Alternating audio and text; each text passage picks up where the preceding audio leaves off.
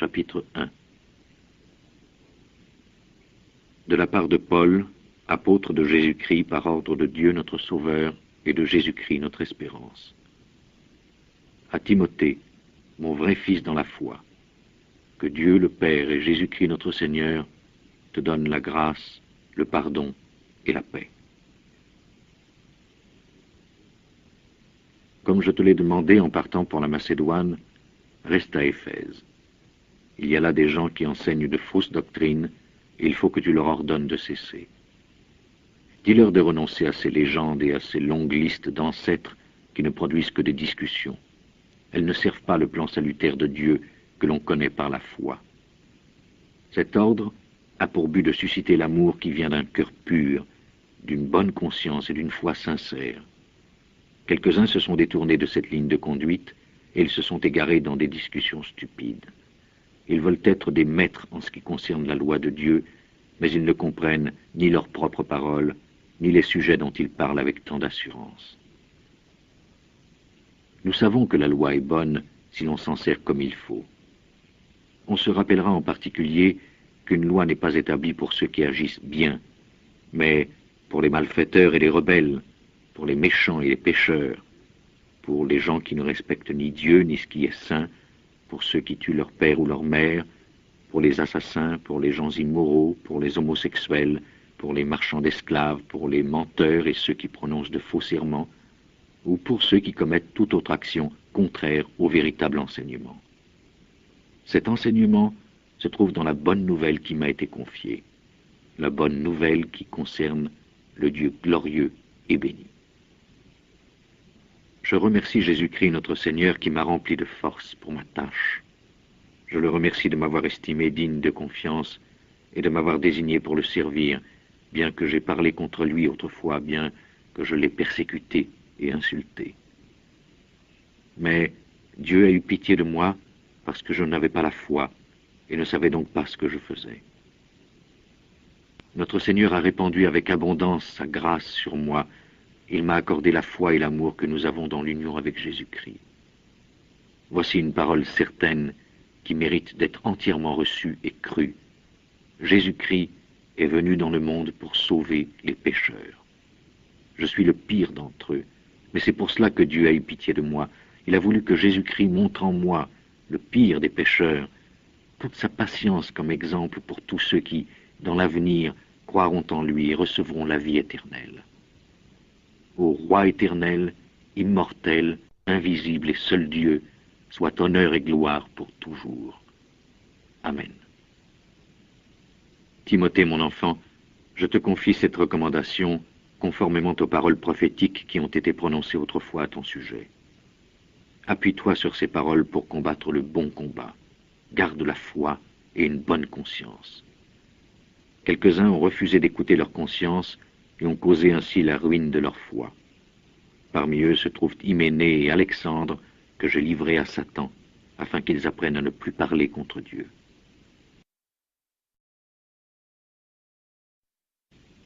Chapitre 2. En tout premier lieu, je recommande que l'on adresse à Dieu des demandes et des prières, des supplications et des remerciements pour tous les hommes. Il faut prier pour les rois et tous ceux qui détiennent l'autorité, afin que nous puissions mener une vie tranquille et paisible, avec un parfait attachement à Dieu et une conduite entièrement respectable. Voilà ce qui est bon et agréable à Dieu, notre Sauveur, qui veut que tous les hommes soient sauvés et parviennent à connaître la vérité. Car il y a un seul Dieu, et il y a un seul intermédiaire entre Dieu et les hommes, l'homme Jésus-Christ, qui s'est donné lui-même pour payer la libération de tous. Il a apporté ainsi, au temps fixé, la preuve que Dieu veut que tous les hommes soient sauvés. C'est pour cela que j'ai été établi messager et apôtre, chargé d'enseigner aux non-juifs ce qui concerne la foi et la vérité. Je ne mens pas, je dis la vérité. Je veux donc qu'en tout lieu, les hommes prient, qu'ils lèvent les mains pour prier avec pureté de cœur, sans colère ni esprit de dispute. Je désire aussi que les femmes s'habillent d'une façon convenable, avec modestie et simplicité, qu'elles ne s'ornent pas de coiffures compliquées ou de bijoux d'or ou de perles ou de vêtements coûteux, mais d'œuvres bonnes, comme il convient à des femmes qui déclarent respecter Dieu. Il faut que les femmes reçoivent l'instruction en silence, avec une entière soumission. Je ne permets pas à la femme d'enseigner ou de prendre autorité sur l'homme. Elle doit garder le silence. En effet, Adam a été créé le premier et Ève ensuite. Et ce n'est pas Adam qui s'est laissé tromper, mais c'est la femme qui s'est laissée tromper et qui a désobéi à l'ordre de Dieu. Mais la femme sera sauvée en ayant des enfants, à condition qu'elle demeure dans la foi, l'amour et la sainteté avec modestie.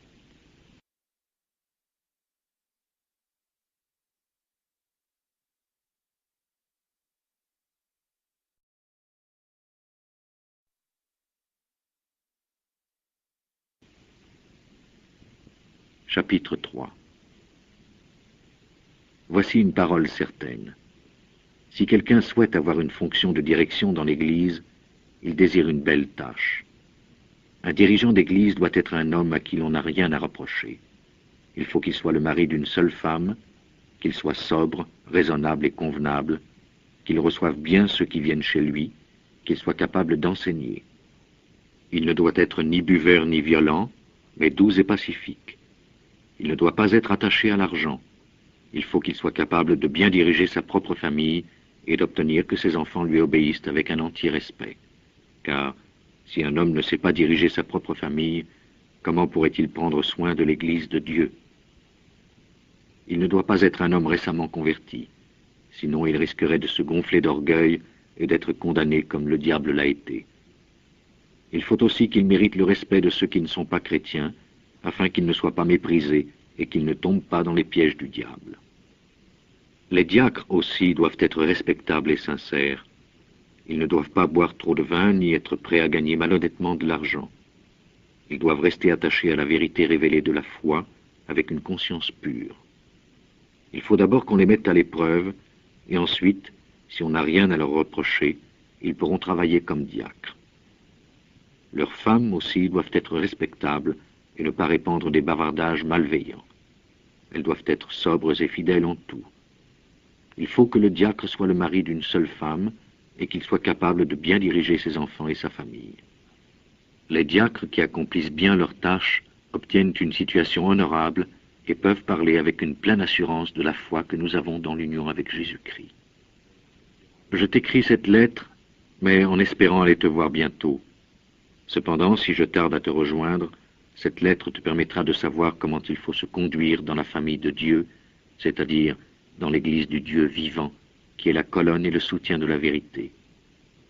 Oui, personne ne peut le contester. Il est grand, le secret de notre religion. Il est apparu comme un être humain. Il a été révélé juste par l'Esprit et a été vu par les anges. Il a été prêché parmi les nations. Il a été cru dans le monde et a été enlevé au ciel.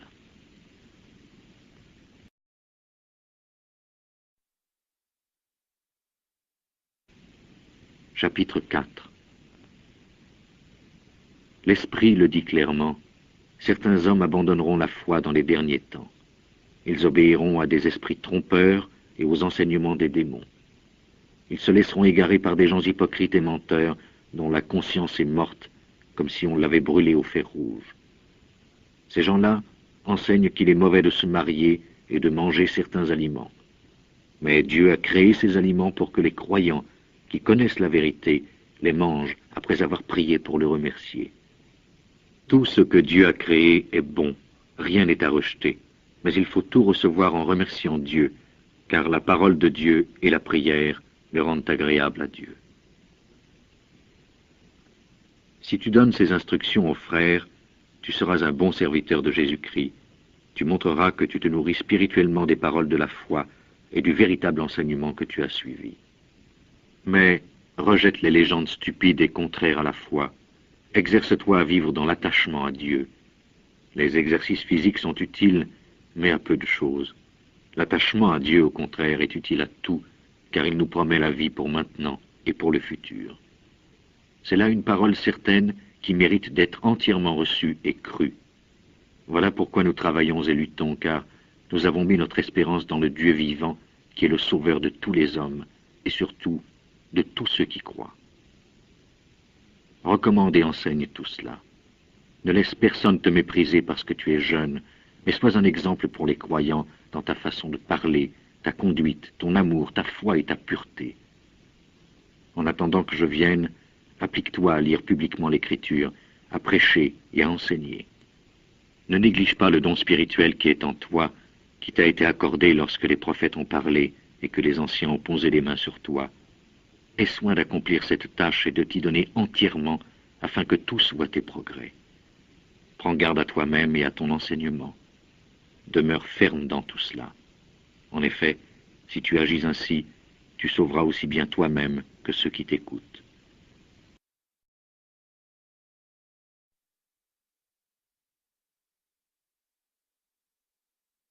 Chapitre 5. Ne fais pas des reproches avec dureté à un vieillard, mais adresse-toi à lui comme s'il était ton père. Traite les jeunes gens comme des frères, les femmes âgées comme des mères, et les jeunes femmes comme des sœurs, avec une entière pureté. Occupe-toi avec respect des veuves qui sont réellement veuves.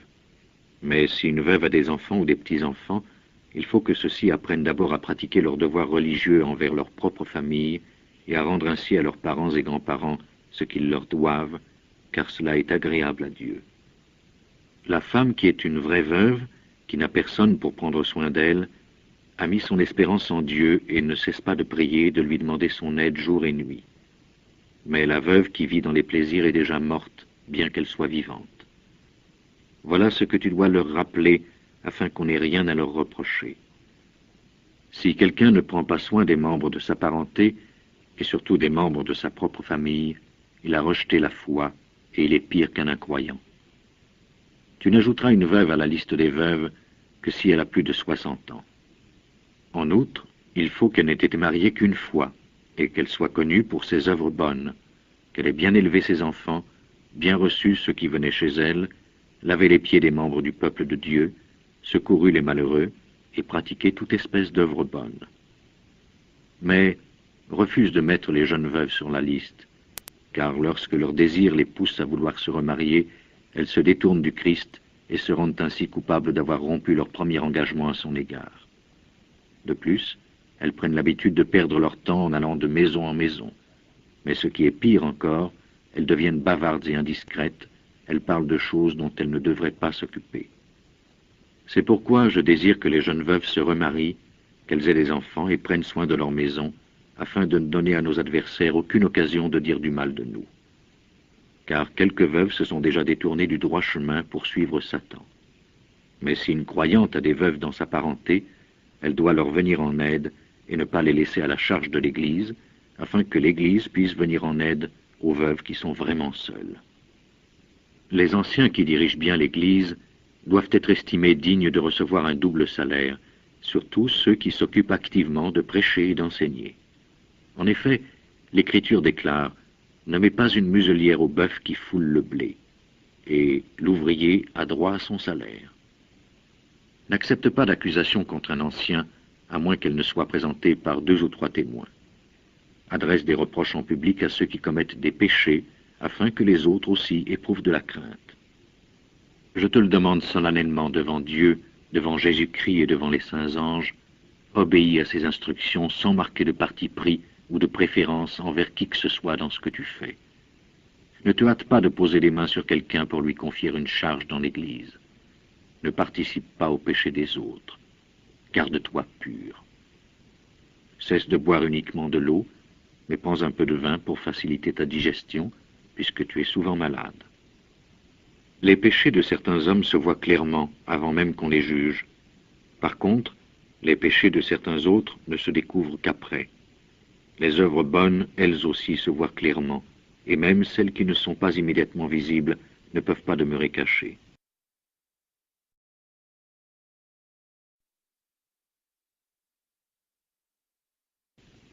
Chapitre 6. Tous ceux qui sont esclaves doivent considérer leur maître comme digne d'un entier respect, afin que personne ne dise du mal du nom de Dieu et de notre enseignement. Les esclaves qui ont des maîtres croyants ne doivent pas leur manquer de respect parce qu'ils sont leurs frères. Au contraire, ils doivent les servir encore mieux parce que ceux qui bénéficient de leur service sont des croyants qu'ils aiment. Voilà ce que tu dois enseigner et prêcher. Si quelqu'un enseigne une autre doctrine et n'est pas d'accord avec les véritables paroles de notre Seigneur Jésus-Christ et avec l'enseignement de notre religion, il est gonflé d'orgueil et ne sait rien. Il a un désir maladif de discuter et de se quereller à propos de mots. De là viennent des jalousies, des disputes, des insultes, des soupçons malveillants et des discussions sans fin entre des gens qui ont l'esprit faussé et qui ne connaissent plus la vérité. Ils pensent que la religion est un moyen de s'enrichir. Certes, la religion est une grande richesse pour un homme s'il se contente de ce qu'il a. En effet, nous n'avons rien à porter dans ce monde et nous n'en pouvons rien emporter. Par conséquent, si nous avons la nourriture et les habits, cela doit nous suffire. Mais ceux qui veulent s'enrichir tombent dans la tentation. Ils sont pris au piège par de nombreux désirs insensés et mauvais qui précipitent les hommes dans la ruine et la destruction. Car l'amour de l'argent est la cause de toutes sortes de maux. Certains ont eu une telle envie d'en posséder qu'ils se sont égarés loin de la foi et ont accablé leur cœur de bien des douleurs. Mais toi, homme de Dieu, évite tout cela. Recherche la droiture, l'attachement à Dieu, la foi, l'amour, la patience et la douceur. Combat le bon combat de la foi, saisis la vie éternelle, car Dieu t'a appelé à connaître cette vie quand tu as prononcé ta belle déclaration de foi en présence d'un grand nombre de témoins. Devant Dieu, qui donne la vie à toutes choses, et devant Jésus-Christ qui a rendu témoignage par sa belle déclaration de foi devant Ponce Pilate, je te le recommande. Obéis au commandement et garde-le pur et sans tache jusqu'au jour où notre Seigneur Jésus-Christ apparaîtra. Au moment fixé, cette apparition sera provoquée par Dieu, le souverain unique et béni, le roi des rois et le Seigneur des seigneurs. Lui seul est immortel. Il habite une lumière dont personne ne peut s'approcher. Personne ne l'a jamais vu et personne ne peut le voir. À lui soit l'honneur et la puissance éternelle. Amen. Recommande à ceux qui possèdent les richesses de ce monde de ne pas être orgueilleux. Dis-leur de ne pas mettre leur espérance dans ces richesses si incertaines, mais de la mettre en Dieu qui nous donne tout avec abondance pour que nous en jouissions. Recommande-leur de faire le bien, d'être riches en œuvres bonnes, d'être généreux et prêts à partager avec les autres. Ils s'amassent ainsi un bon et solide trésor pour l'avenir, et ils pourront alors obtenir la vie véritable. Ô Timothée, garde soigneusement ce qui t'a été confié. Évite les discours vides et contraires à la foi, les objections de ce que l'on appelle faussement la connaissance. Certains, en effet, ont prétendu posséder cette connaissance, et ils se sont écartés de la foi. Que la grâce de Dieu soit avec vous.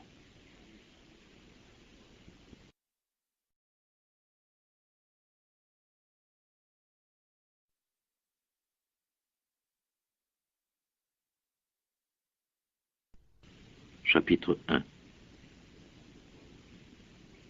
De la part de Paul, apôtre de Jésus-Christ par ordre de Dieu notre Sauveur et de Jésus-Christ notre espérance. À Timothée, mon vrai fils dans la foi, que Dieu le Père et Jésus-Christ notre Seigneur te donnent la grâce, le pardon et la paix. Comme je te l'ai demandé en partant pour la Macédoine, reste à Éphèse. Il y a là des gens qui enseignent de fausses doctrines, et il faut que tu leur ordonnes de cesser.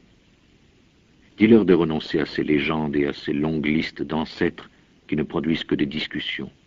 Elles ne servent pas le plan salutaire de Dieu que l'on connaît par la foi. Cet ordre a pour but de susciter l'amour qui vient d'un cœur pur, d'une bonne conscience et d'une foi sincère. Quelques-uns se sont détournés de cette ligne de conduite et ils se sont égarés dans des discussions stupides. Ils veulent être des maîtres en ce qui concerne la loi de Dieu, mais ils ne comprennent ni leurs propres paroles, ni les sujets dont ils parlent avec tant d'assurance. Nous savons que la loi est bonne si l'on s'en sert comme il faut. On se rappellera en particulier qu'une loi n'est pas établie pour ceux qui agissent bien, mais pour les malfaiteurs et les rebelles, pour les méchants et les pécheurs, pour les gens qui ne respectent ni Dieu ni ce qui est saint, pour ceux qui tuent leur père ou leur mère, pour les assassins, pour les gens immoraux, pour les homosexuels, pour les marchands d'esclaves, pour les menteurs et ceux qui prononcent de faux serments, ou pour ceux qui commettent toute autre action contraire au véritable enseignement. Cet enseignement se trouve dans la bonne nouvelle qui m'a été confiée, la bonne nouvelle qui concerne le Dieu glorieux et béni. Je remercie Jésus-Christ notre Seigneur qui m'a rempli de force pour ma tâche. Je le remercie de m'avoir estimé digne de confiance et de m'avoir désigné pour le servir, bien que j'ai parlé contre lui autrefois, bien que je l'ai persécuté et insulté. Mais Dieu a eu pitié de moi parce que je n'avais pas la foi et ne savais donc pas ce que je faisais. Notre Seigneur a répandu avec abondance sa grâce sur moi. Il m'a accordé la foi et l'amour que nous avons dans l'union avec Jésus-Christ. Voici une parole certaine qui mérite d'être entièrement reçue et crue. Jésus-Christ est venu dans le monde pour sauver les pécheurs. Je suis le pire d'entre eux, mais c'est pour cela que Dieu a eu pitié de moi. Il a voulu que Jésus-Christ montre en moi, le pire des pécheurs, toute sa patience comme exemple pour tous ceux qui, dans l'avenir, croiront en lui et recevront la vie éternelle. Ô Roi éternel, immortel, invisible et seul Dieu, soit honneur et gloire pour toujours. Amen. Timothée, mon enfant, je te confie cette recommandation conformément aux paroles prophétiques qui ont été prononcées autrefois à ton sujet. Appuie-toi sur ces paroles pour combattre le bon combat. Garde la foi et une bonne conscience. Il faut aussi qu'ils méritent le respect de ceux qui ne sont pas chrétiens, afin qu'ils ne soient pas méprisés et qu'ils ne tombent pas dans les pièges du diable. Les diacres aussi doivent être respectables et sincères. Ils ne doivent pas boire trop de vin ni être prêts à gagner malhonnêtement de l'argent. Ils doivent rester attachés à la vérité révélée de la foi avec une conscience pure. Il faut d'abord qu'on les mette à l'épreuve et ensuite, si on n'a rien à leur reprocher, ils pourront travailler comme diacres. Leurs femmes aussi doivent être respectables et ne pas répandre des bavardages malveillants. Elles doivent être sobres et fidèles en tout. Il faut que le diacre soit le mari d'une seule femme et qu'il soit capable de bien diriger ses enfants et sa famille. Les diacres qui accomplissent bien leurs tâches obtiennent une situation honorable et peuvent parler avec une pleine assurance de la foi que nous avons dans l'union avec Jésus-Christ. Je t'écris cette lettre, mais en espérant aller te voir bientôt. Cependant, si je tarde à te rejoindre, cette lettre te permettra de savoir comment il faut se conduire dans la famille de Dieu, c'est-à-dire dans l'Église du Dieu vivant, qui est la colonne et le soutien de la vérité. Oui, personne ne peut le contester. Il est grand, le secret de notre religion. Il est apparu comme un être humain.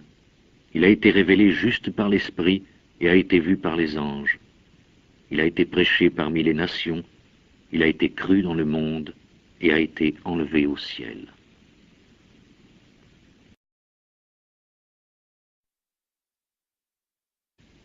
Quelques-uns ont refusé d'écouter leur conscience et ont causé ainsi la ruine de leur foi. Parmi eux se trouvent Hyménée et Alexandre, que j'ai livrés à Satan, afin qu'ils apprennent à ne plus parler contre Dieu.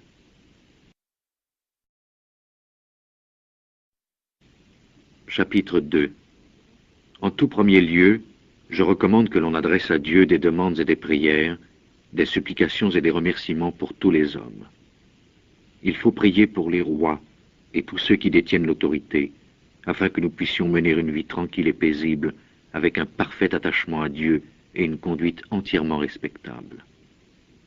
Voilà ce qui est bon et agréable à Dieu, notre Sauveur, qui veut que tous les hommes soient sauvés et parviennent à connaître la vérité.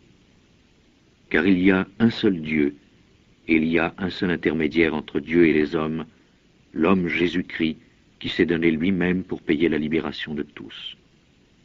Il a apporté ainsi, au temps fixé, la preuve que Dieu veut que tous les hommes soient sauvés. C'est pour cela que j'ai été établi messager et apôtre, chargé d'enseigner aux non-juifs ce qui concerne la foi et la vérité. Je ne mens pas, je dis la vérité. Je veux donc qu'en tout lieu, les hommes prient, qu'ils lèvent les mains pour prier avec pureté de cœur, sans colère ni esprit de dispute.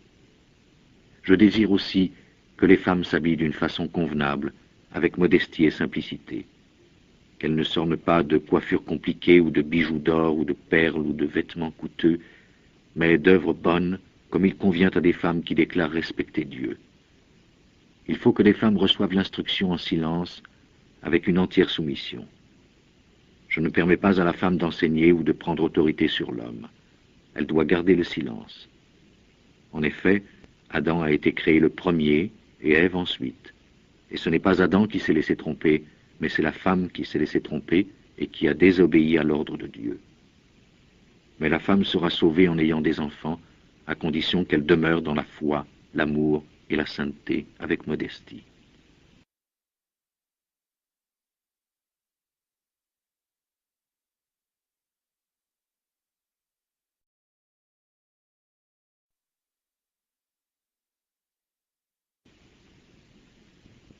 Chapitre 3. Voici une parole certaine. Si quelqu'un souhaite avoir une fonction de direction dans l'Église, il désire une belle tâche. Un dirigeant d'Église doit être un homme à qui l'on n'a rien à reprocher. Il faut qu'il soit le mari d'une seule femme, qu'il soit sobre, raisonnable et convenable, qu'il reçoive bien ceux qui viennent chez lui, qu'il soit capable d'enseigner. Il ne doit être ni buveur ni violent, mais doux et pacifique. Il ne doit pas être attaché à l'argent. Il faut qu'il soit capable de bien diriger sa propre famille et d'obtenir que ses enfants lui obéissent avec un entier respect. Car si un homme ne sait pas diriger sa propre famille, comment pourrait-il prendre soin de l'Église de Dieu? Il ne doit pas être un homme récemment converti, sinon il risquerait de se gonfler d'orgueil et d'être condamné comme le diable l'a